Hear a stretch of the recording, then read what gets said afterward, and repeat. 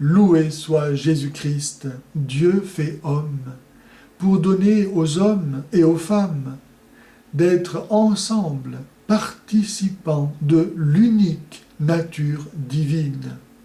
Sa paix soit avec vous. Le Coran légitime l'oppression des femmes par les hommes, notamment à la sourate 4, verset 34, nous lisons ceci.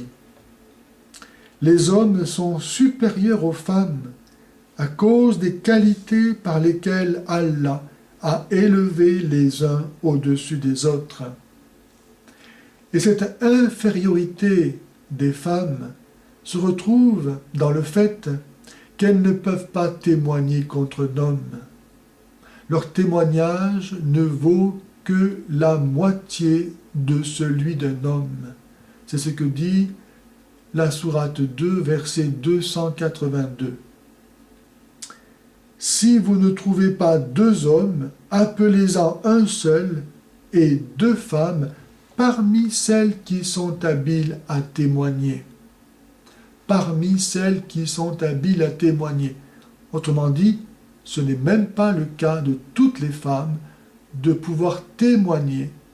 Le Coran humilie donc clairement la femme en mettant en doute sa capacité mentale.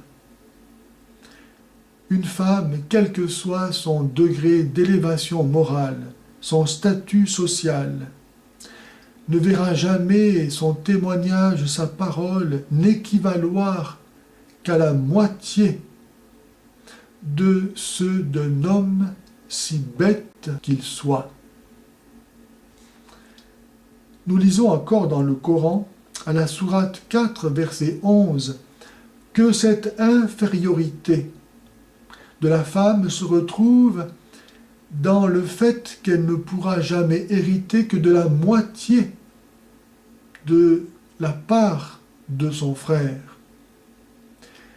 Comment donc une religion qui ne reconnaît pas à la femme honneur, égalité et considération, mais plutôt mépris, discrimination, humiliation, comment penser qu'une telle religion puisse apporter à l'humanité l'harmonie, la paix et le bonheur?